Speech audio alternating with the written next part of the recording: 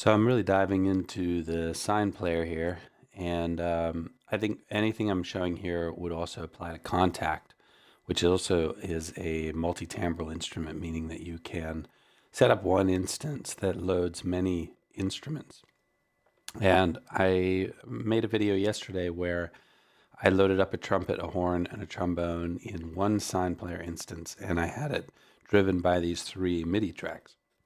Now, the problem with this on the face of it is that, let's say I want to add a little bit of reverb to the trombone alone, or the horn or trumpet. There are mechanisms for doing that, I believe, within the SINE Player. Excuse me, if you want to use the SINE Player's built-in reverb. But let's say I don't want to do that. I want to use my own effects roots. I want to use my own sends. How do I do that? It looks on the surface like I really only have one channel output here. I have this SINE Player output here. These three channels here are just MIDI, and I'm not able to send any kind of audio output out of them into a reverb or something like that. So that's the problem that what I'm about to show, I think, helps to clarify. So one thing that's interesting that I discovered recently is that anytime you load an instrument into an instrument channel here, you'll see right here this little sort of icon, looks like a box with an arrow coming out of it. And this enables you to, enable different outputs. You can also find this if you have the right zone open, you can find that right here. This will give you the same thing. So we can enable some more outputs. So let's say we just enable, this one is going to be the trumpet, this one's going to be the horn, and this one's going to be the trombone. So we've just basically, by default, it enables the pair 1 and 2. We're going to enable 3 and 4 and 5 and 6. Those are each a stereo pair. So essentially 3 outputs. And then when we go into, when we go into the SINE Player under the Mixer tab here, we can actually choose the different outputs here. So I'm going to go with 3, 4 here and 5, 6 there. Now, what you'll notice in the mixer is that there are 2 new channels. They have these green faders.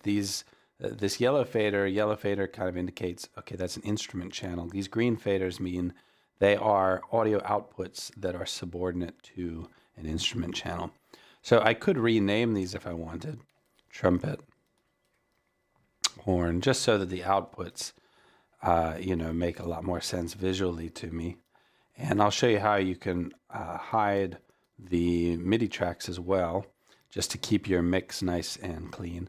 But now what I have is, you'll notice down here in the mixer, when I select trumpet, I'm getting audio. Forget about these 3 MIDI channels, but over here looking at these 3 channels, you'll see that the trumpet sounds in the trumpet channel, horn in the horn, and so on and so forth. So here's our horn, and then here is our trombone.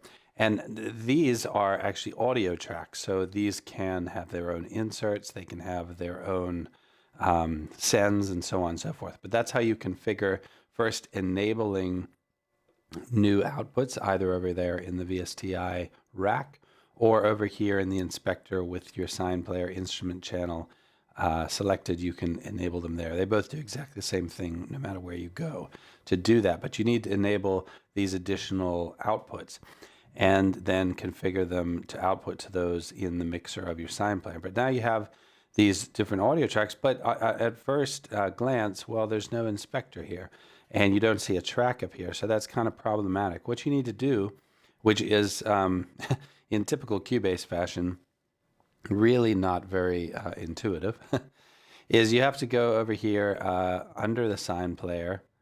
You select the original SINE Player instrument channel, which you can tell because it has the piano icon on it, right?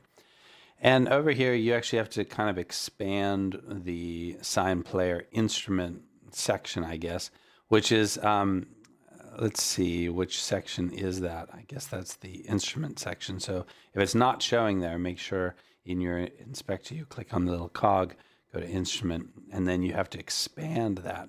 Again, if you don't see the output section, you want to make sure that with, if that's expanded and you're only seeing EQ, inserts, etc., you're not seeing output, then you need to select the output selector. Because what this allows you to do is say, okay, I want to actually make everything in the inspector apply only to my horn. So now I could go ahead and I could create a new send from here, or just put a delay, let's say, on my trumpet. And what I'm going to find now is that the trumpet has a delay. Let's go out here. Wait for that delay to come up. Let's see. Oh, I had set that up incorrectly. Let me go back and do that. So I have my trumpet's output selected. I go into my audio inserts. I'm going to choose delay. Now I should have a delay on my trumpet. I'm not sure. There we go, we got it. Oh, I had put the delay on the horn instead. So you can hear now that I'm getting a delay on the trumpet. I should be getting a delay on the horn too. And I could set those, so basically everything that's in the inspector now, because I have this output here selected as trumpet or horn or trombone, that means I'm changing inserts or effect sends. If I wanted to set up send to a reverb, that I can set all that up. Basically the entire inspector now only pertains to this instrument channel's output 1 and 2, output 3 and 4, output 4, 5 and 6, which I've renamed to trumpet, horn, and trombone. But that's how you can set up. Now, there's one last trick I want to share, which is getting rid of these these redundant trumpet and horn and trombone mixer faders, because you don't really want the MIDI faders here. So what you can do is you can go up to your mix console, which gives you this control.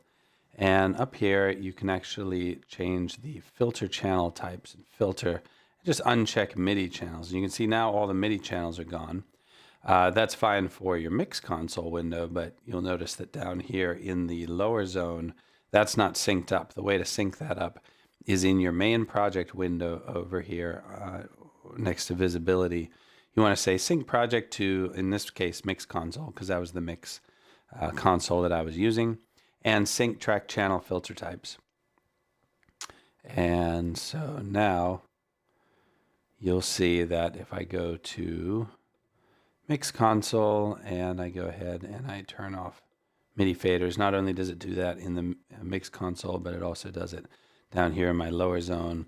And now it's much more intuitive, because now I have audio tracks. So I can choose the trumpet. Let me see what happened there. Now that's a bit confusing because I don't see. So now I actually have to choose each one individually if I want to make it sound. Oh, it's because I can't select the MIDI track to play it. That's problematic. So I'm going to go ahead and undo that. Go ahead and put those back in and undo that sync there. This is kind of where, Cubase really breaks down on the usability. Some of these things are possible, but not that intuitive. So now I have the MIDI tracks over here, but not in the main mixer. That seems to me to be kind of a bug,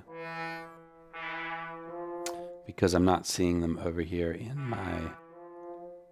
my regular project window. So there's some caveats and sort of hiccups along the way, but I think what I've shown here, oh, here it is, it's up there, set track filter types, that's why. So I guess what I could do is I could say, filter, sync project, and mix console, and sync the type filters. And then with both of those checked up there, I can go to my studio, mix console, sorry, not mix console 2, but rather mix console. And then up here, it's very convoluted.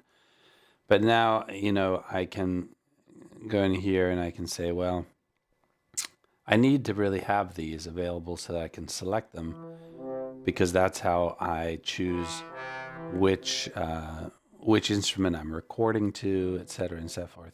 But maybe once I'm in the mixing stage, it would be constructive to get rid of these redundant MIDI and output channels and get rid of the MIDI channels, just so that I'm looking at the audio channels, excuse me. So anyway, hopefully that is clarifying rather than confusing. And the whole objective here is to get a multi-timbral setup with one SINE player. This would all work with any multi-timbral instrument like Kontakt as well. But then understanding how you can change the output pairs in the inspector over here so that you can use unique combinations of inserts and sends and so on and so forth for those individual SINE Player instruments.